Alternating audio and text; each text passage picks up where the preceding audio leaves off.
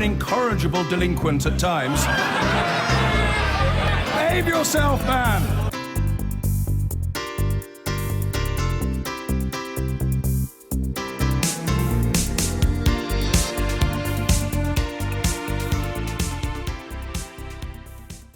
Now, we're a festive lot here on This Week. As we speak, Michael's reindeer onesies at the dry cleaners, getting ready for our Christmas special.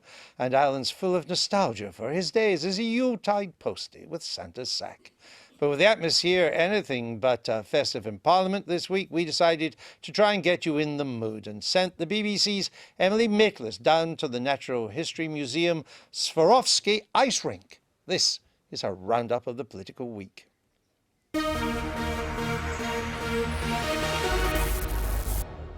It's beginning to look a lot like Christmas everywhere you go. So here we are then, December, like that highly flammable, ever-itchy bundle of acrylic, otherwise known as the Christmas jumper, is already upon us. A season of good cheer, festive fun, dubious office party moments, all in the name of, well, Christmas. But the mood has been a sombre one in Westminster. Since all the days of the week have been given names, Black Friday, Cyber Monday, we might as well call what happened yesterday Pins and Needles Wednesday. MPs were called to the House for a marathon 10-hour debate on whether Britain should join allies, France and America, in bombing ISIS in Syria. The action we propose is legal, it is necessary, and it is the right thing to do to keep our country safe. And my strong view is that this House should make clear that we will take up our responsibilities rather than pass them off and put our own national security in the hands of others. Public opinion is moving increasingly against what I believe to be an ill-thought-out rush to war. And he wants to hold this vote before the opinion grows even further against it. Brilliant, thank you. I know what you're thinking. This is all some elaborate conceit at the expense of the poor BBC licence fee payer, just to sneak in a few metaphors about skating on thin ice. Don't rush me. I've got plenty more cliches to get through before that one.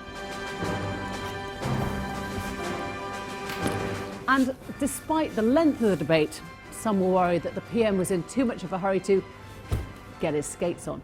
See? On Tuesday night, he told a group of Tory MPs not to vote against the airstrikes with what he called a bunch of terrorist sympathisers. And that went down about as well as a drone stall at a Stop the War rally. I cannot identify a single terrorist sympathiser among that list. Will he now apologise for his deeply insulting remarks? As for Jeremy Corbyn, he must have spent much of this week feeling like he was slithering around on some brittle seasonal substance. Can't think what. He went to his parliamentary party intending to ask them to vote against the airstrikes, but he ended up having handed them a free vote. Now, was this a question of Jeremy Corbyn not being left-wing enough? A question few would have dared ask before the age of new politics. I wish I had, frankly, the self-righteous certitude of the finger-jabbing representatives of our new and kinder type of politics who will no doubt soon be contacting those of us who support this motion tonight.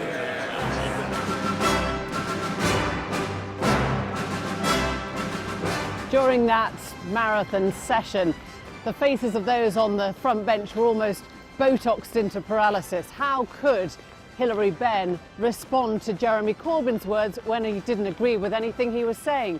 But then came Hilary Benn's moment. He'd waited his turn, a full 10 hours, and this was for many the speech of the day and the night. A moment when he seemed to grow in stature, always courteous, but listen again and you'll find a quiet rebuke to the Labour Party as you do. We are here faced by fascists. Not just their calculated brutality, but their belief that they are superior to every single one of us in this chamber tonight and all of the people that we represent.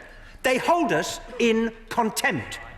They hold our values in contempt. They hold our belief in tolerance and decency in contempt. They hold our democracy, the means by which we will make our decision tonight, in contempt. No sooner had Hilary Benn sat down than MP started to talk up his chances of becoming the next Labour leader. But that wasn't what was worrying number 10 this week, who've arguably had no less troublesome a time. Grant Shapps, the former party chairman, was forced to quit after he failed to act upon allegations of bullying. This story has at its heart the appalling tragedy of one family, a young Conservative activist who was found dead after that alleged bullying. This week I spoke to his father, Ray. It became a quagmire, almost like a dry rot.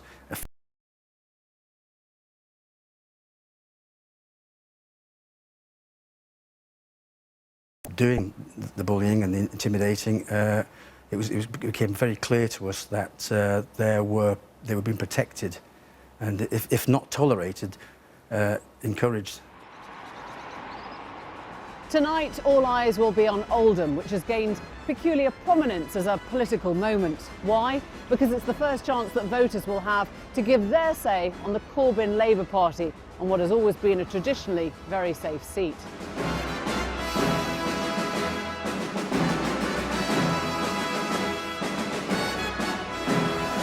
So will UKIP become the new Torval and Dean of Oldham, or will Labour start to run rings round them? What? I'm not going to pirouette. No, don't be crazy. Look what happened to Kay Burley and Dancing on Ice. It'll end in tears. I'm not doing it. She's still going. Emily Maitlis at the Natural History Museum, Swarovski Ice Rink. And with nothing better to do at this time of night, we're joined in the studio by UKIP MEP Diane James. Welcome to the programme. Alan, we'll get into Hilary Benn. Hi. Well, I've heard him make good speeches before, and he is a very eloquent speaker. In fact, he looks very much like his father, and his father was a great orator. But I suppose come the hour, come the man, that was summing up 10 hours of debate. It was his job to put the case, as we had agreed in a free vote, put the case for the motion. I think he did it superbly. But your party can't go on like this, can you? You cannot continue on major issues as important as the one under debate, in which the leader opens with one side of the argument and another leading shadow minister closes on the other side. No, but I do How long think, can that go on? as I said in the debate, on a question of war and peace, which now Parliament decides on all of this, used to be royal prerogative, but now Parliament decides.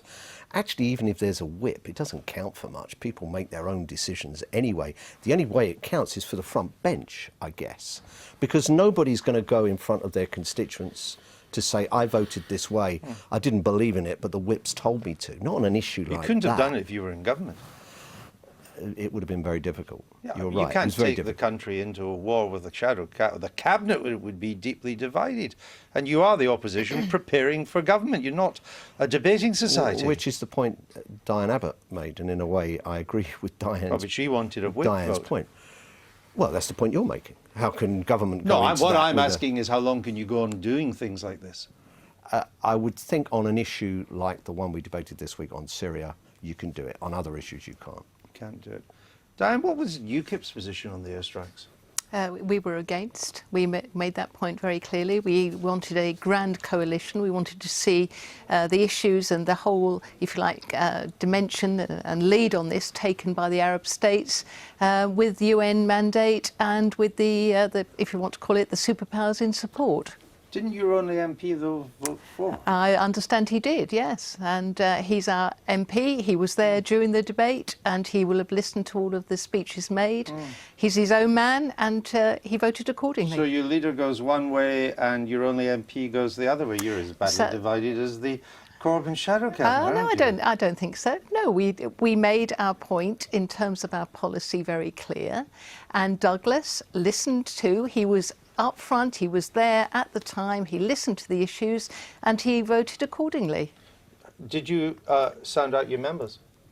Well, he didn't contact me, if that's what you're asking. No, I'm not asking. I'm saying, has the party sounded out what its membership thinks on this issue? I've got absolutely no doubt that some of our members will have contacted some of my that's colleagues. A different matter. Yes, but I can't actually answer your question because I don't know the answer, whether we actually consulted every single member by email or Twitter or whatever.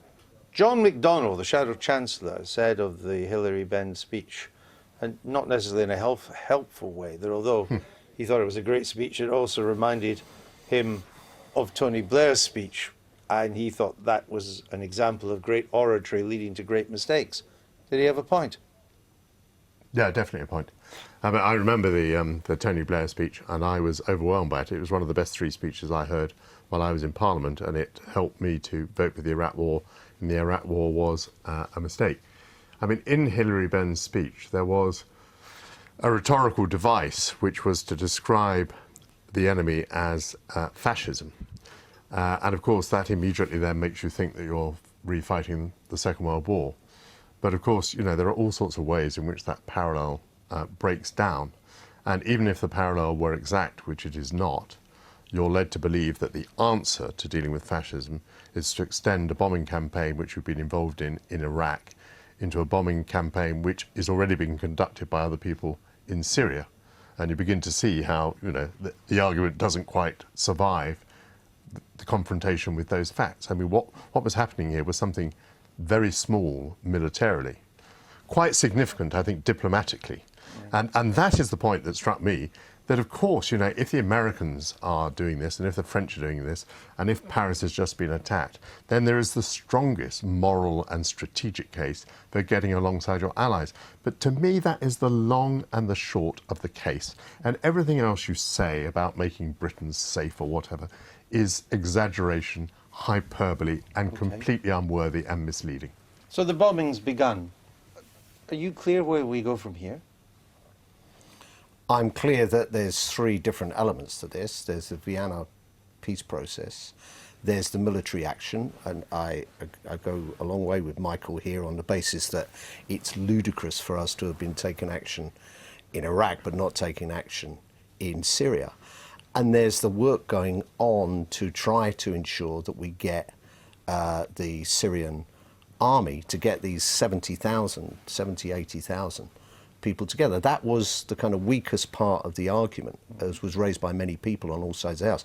To me, it didn't change that argument about why shouldn't we be contributing with our allies, given the bit that Michael left out, UN Resolution 2249, unanimous decision of the UN Security Council, because I think that enables us to be part of all 3 parts. And the motion was very clear.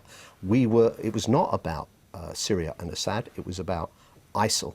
And it was very clear about the other elements that need to be taken as well. You alluded in your speech, we ran a clip of it there, about Labour MPs being abused and bullied because of the stance they're taking. How bad is it? How bad is the atmosphere? Well, it depends where you come. I mean, for Stella Creasy and for people like that, it's been terrible. I mean, I've been through a lot in my time. It was a free vote, for goodness sake. When you look at the contrast with September 2014, when Ed Miliband led us through the lobby, 545 votes to kind of 43, and it was about bombing in Iraq.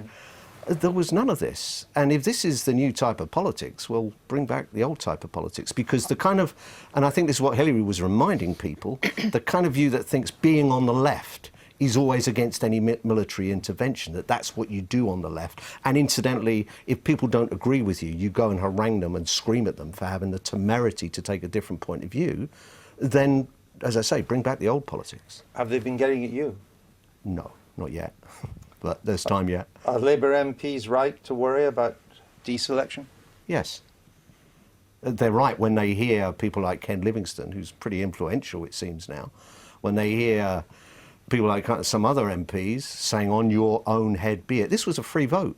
People were entitled to vote with their conscience. This idea you only have a conscience if you're always against any military intervention, but you don't have any conscience whatsoever.